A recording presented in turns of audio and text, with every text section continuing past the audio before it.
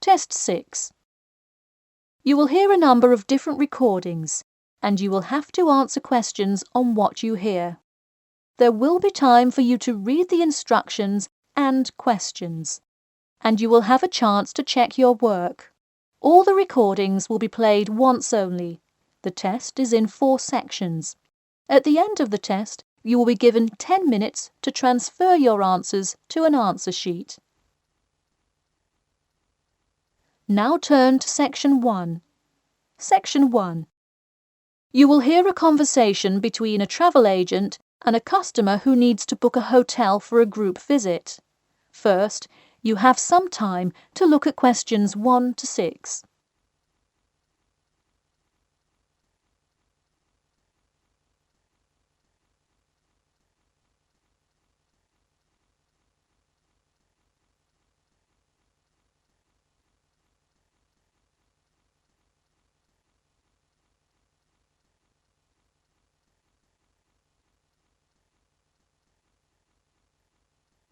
You will see that there is an example which has been done for you. On this occasion only, the conversation relating to this will be played first. Hello, Elite Travel. This is Emily speaking. How may I assist you today?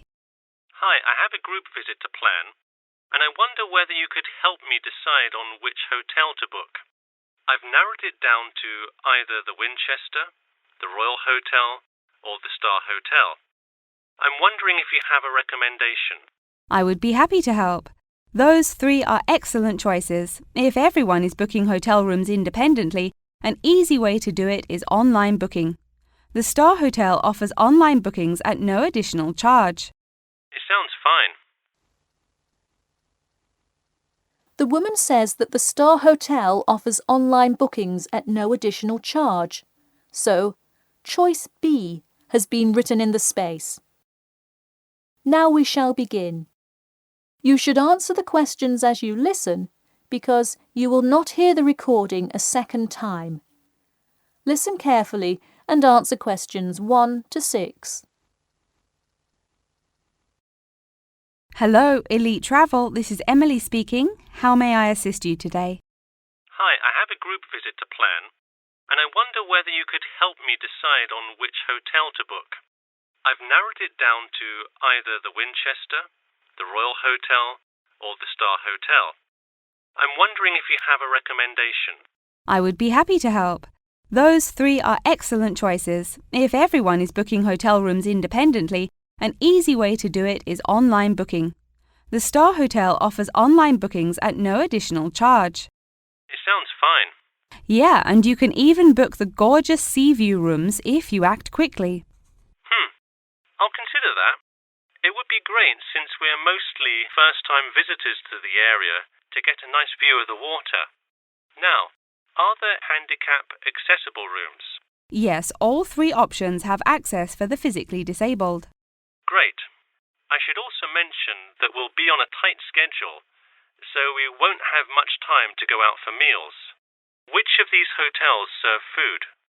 There is a limited continental breakfast menu at the Star and at the Winchester. For a full restaurant and room service, the Royal Hotel is your best bet.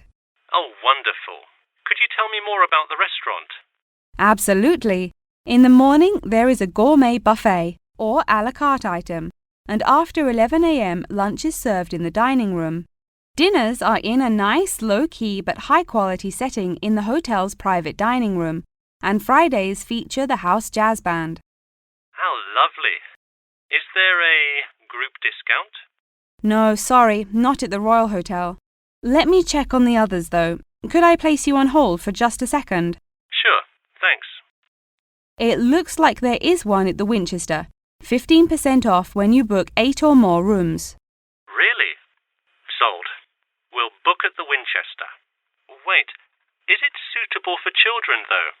We'll have a few little ones in our group, and it would be great to have a way to keep them occupied. Yes, in fact it has a play place that kids just love, with slides and swings and everything. Definitely a good hotel to bring the kids. Before you hear the rest of the conversation, you have some time to look at questions 7 to 10.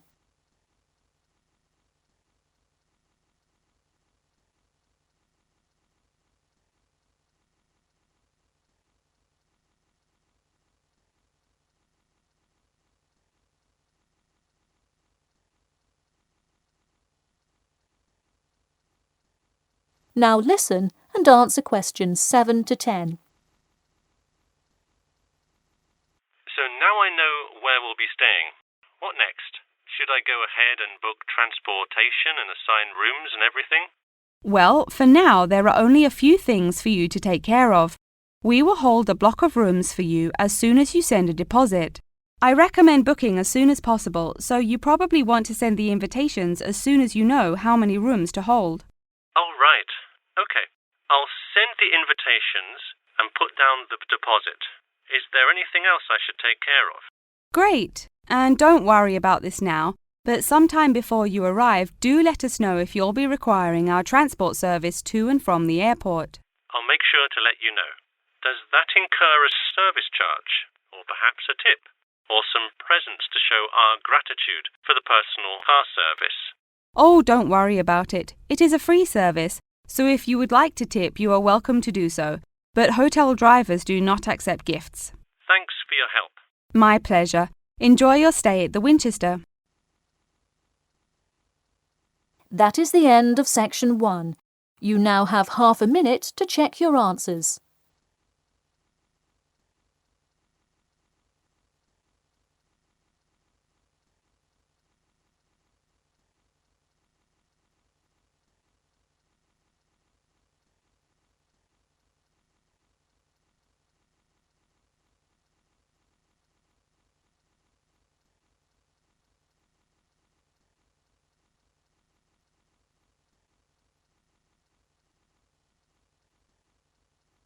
Now turn to section 2. Section 2. You will hear a talk about the 11th Annual Durham County Car Exhibition. First, you have some time to look at questions 11 to 16.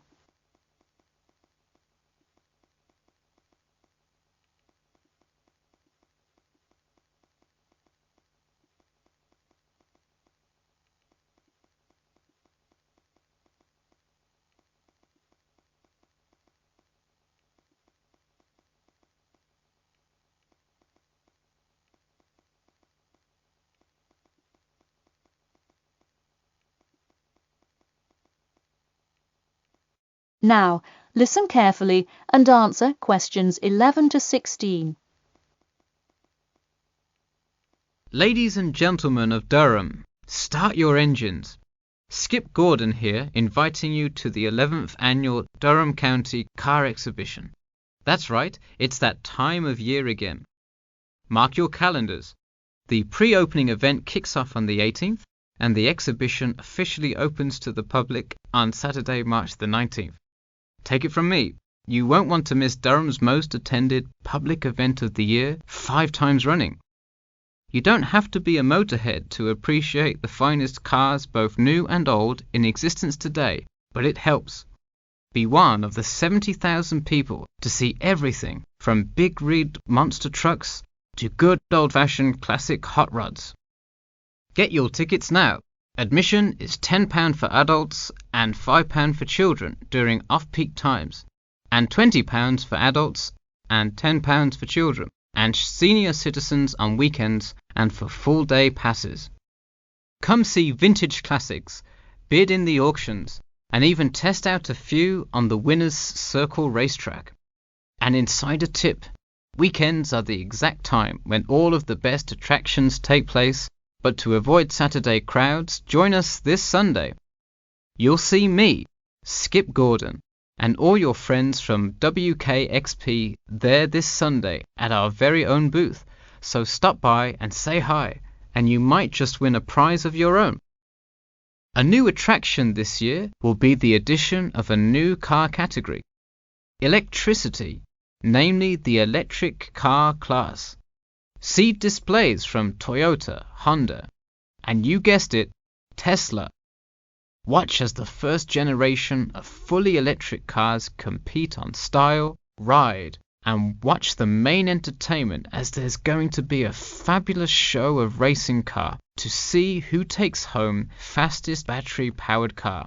While not typically known for their speed, this new class is guaranteed to surprise you. Before you hear the rest of the talk, you have some time to look at questions 17 to 20.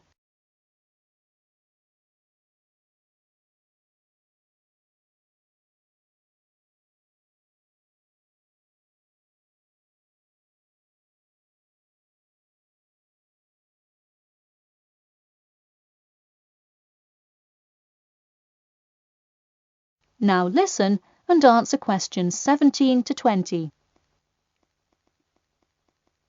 Get tickets before they sell out.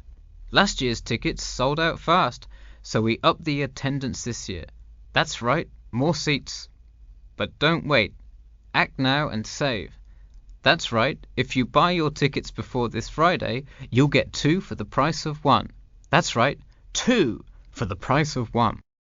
And don't worry, kids. Just like last year, there's something specially for you. Wreak havoc on the road with the Kids Crazy Cars ride, and then race around the Tiny Tykes track in your favorite child-sized race car. Meanwhile, Mom and Dad can take a spin in a ride a bit more than their size. We're rolling out a massive dirt track so you can get behind the wheel and test drive something a little more adventurous.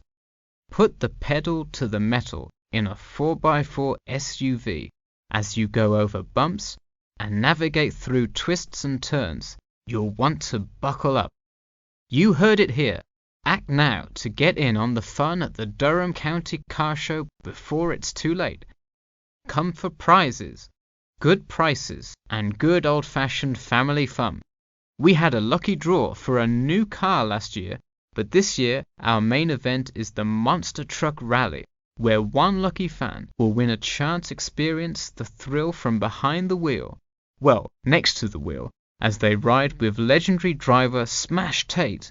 Feel the speed firsthand and talk to a living legend in a true, once-in-a-lifetime opportunity. For tickets, go online to www.durhamcountycars.com or call 1-888-CAR-SHOW now. We'll see you there, and always remember to buckle up.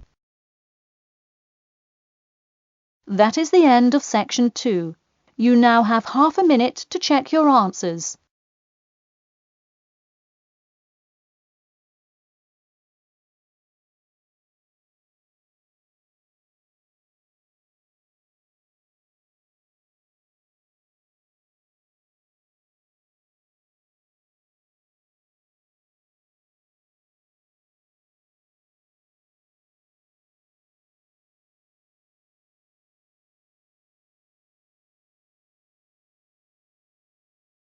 Now turn to section 3. Section 3. You will hear a student asking Professor Jameson for advice in choosing courses for next semester. First, you have some time to look at questions 21 to 23.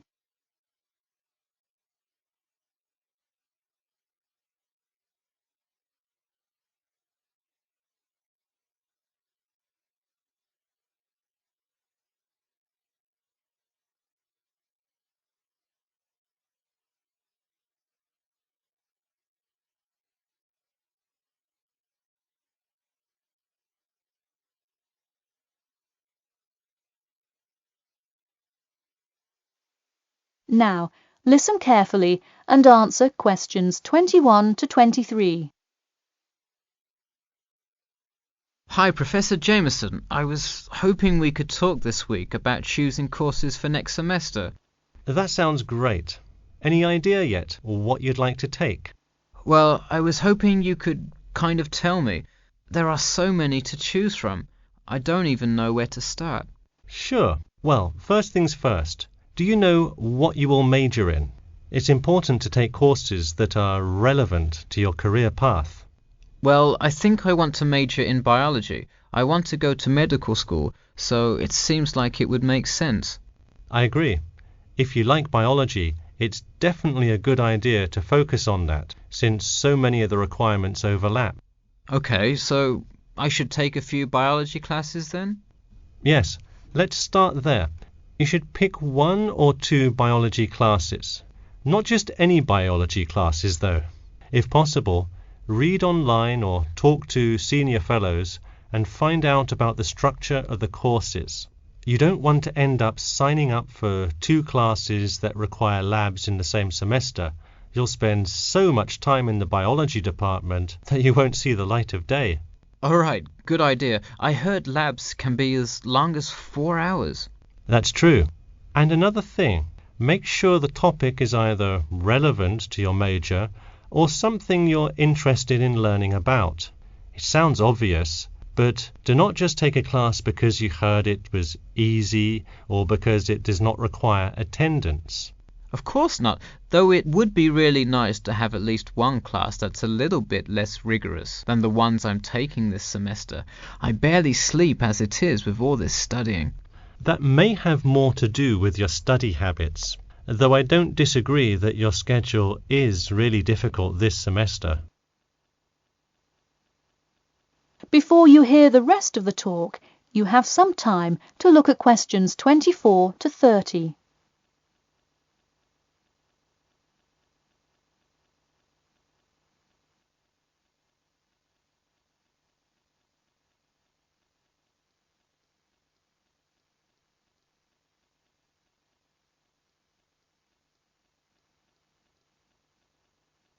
Now, listen carefully and answer questions 24 to 30.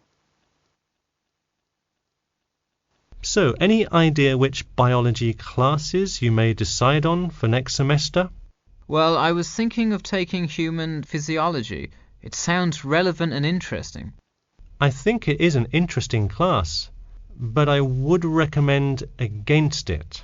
You're already in human anatomy, which also covers physiology, so it would be repetitive and probably not the best use of your time. If I already know some of the stuff, I could take it to boost my GPA a little bit. You could maybe do that, except the professor that teaches it is famous for giving out the fewest A's of any professor. Oh wow, never mind. Now, changing subjects. Have you decided yet on your research topic? Well, I actually decided I don't want to do a research paper. I'm going to do a dissertation instead. I think I will much more enjoy coming up with a thesis and finding all the details to support it. I see. Didn't you already do some of the research, though? What happened to that? Well, I started doing research, then the more data I collected, the more complicated things got. I realized I would have to take a lot more steps to randomize the sample, and then I realized I would need to control for more factors. I see. What kind of data collection did you do? I interviewed employees at the water treatment facility after Professor Dickinson recommended it. I understand. Well, the research paper could be much more outside work, but it may be worth it if that is what you're interested in. No, I am a lot happier just doing the dissertation. That's fine with me. Just remember, you need to finish your first draft and send it in soon. It's already the middle of February. Oh wow, it is, isn't it? I just have to finish it by the end of March, right? Yep, but don't forget, the date will really sneak up on you. Okay, I'll make sure to set reminders in my calendar. And who do I talk to about registering my dissertation? You should go to the department office and then talk to the secretary. I thought I needed to talk to the department head. Not for registering. If you need help developing your dissertation, that's when you should go to the department head. I see. And who would I see about getting access to the database of past research on my topic? That you can find in the computer lab, specifically in the office. You'll have to ask a lab technician to give you access. Okay, well, I'll go ahead and get started on that then. Thanks. That is the end of section 3. You now have half a minute to check your answers.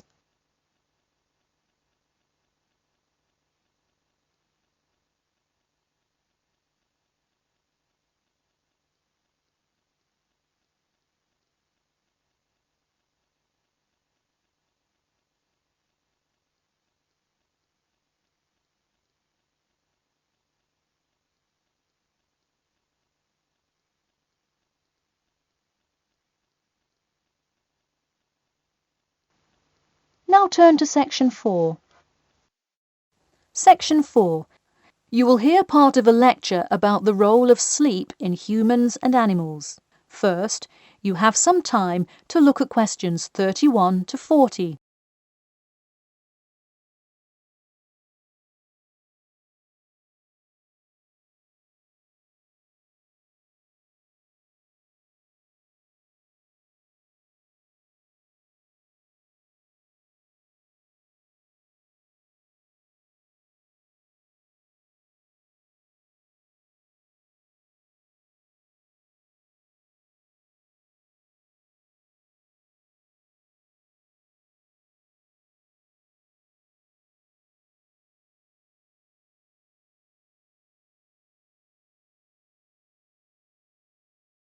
Now, listen carefully and answer questions 31 to 40. Good morning, everyone. In today's lecture, I'm going to talk about the role of sleep in humans and animals. Of all the biological processes in the animal kingdom, sleep is perhaps the most important. A human can survive for almost 2 weeks without eating, but did you know that 1 week without sleep can be fatal?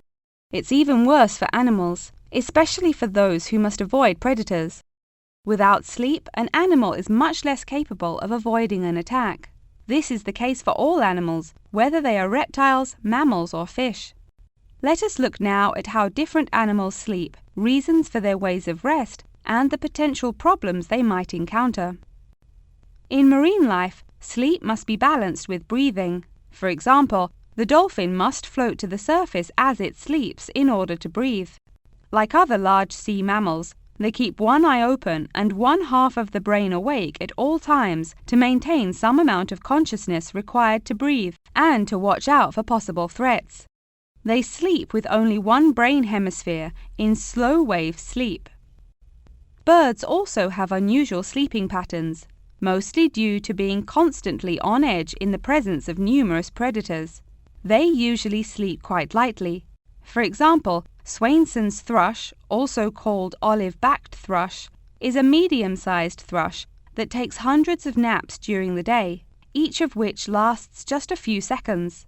While migrating, migratory birds tend to function well on micronaps. Horses, on the other hand, do most of their sleeping standing up. Scientists think that horses developed their habit of sleeping upright as a defense mechanism, a way of protecting themselves against predators, and a standing position keeps a horse in a constant state of readiness to race away if danger should approach. Also, horses do occasionally take short naps lying down. Horses are heavy animals with big muscles, but their bones are surprisingly delicate, so lying in one position for a long time could well injure a horse. Just like humans, animals can also have sleeping problems. Dr. John Hendricks and Adrian Morrison from the School of Veterinary Medicine, University of Pennsylvania in Philadelphia, determined that certain diseases were primarily associated with the sleep states in animals. In their research, they emphasized that because so much in this area still remains unclear, animal models were very important for studies of sleep disorders. The physiology of sleep in animals is similar to that of humans.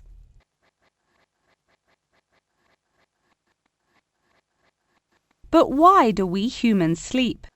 Researchers and scientists believe it helps us organize our memories of the day, that sleep acts as a kind of filing system for the brain.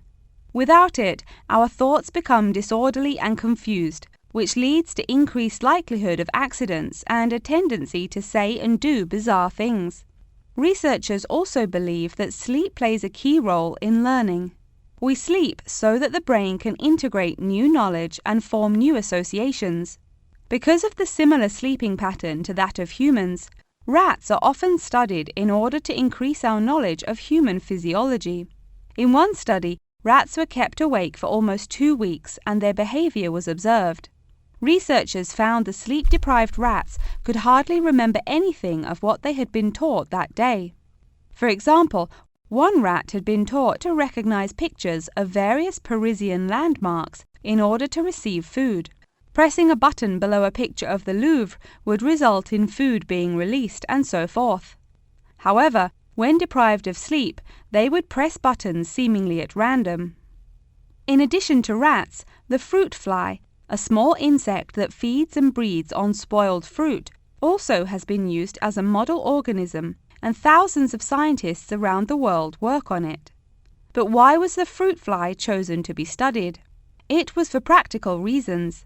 The most important one is that the relationship between fly and human genes is so close that the sequences of newly discovered human genes, including genes that show a susceptibility, can often be matched against their fly counterparts. This provides an indication of the function of the human gene and could help in the development of effective drugs to help people with sleeping disorders. Therefore, many scientists today choose to study the genetic structure of the fruit fly, which could make a particularly important contribution to the understanding of developmental processes in humans. In conclusion, sleep is a necessary part of life, not just for humans, but for the entire animal kingdom. Now, I'd be happy to answer any questions you may have. That is the end of section 4. You now have half a minute to check your answers.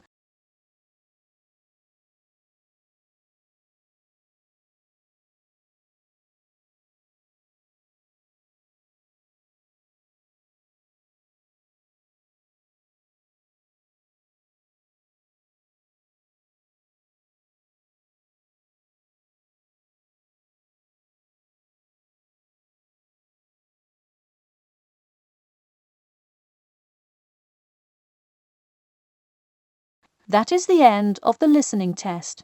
In the Ielts test, you will now have 10 minutes to transfer your answers to an answer sheet.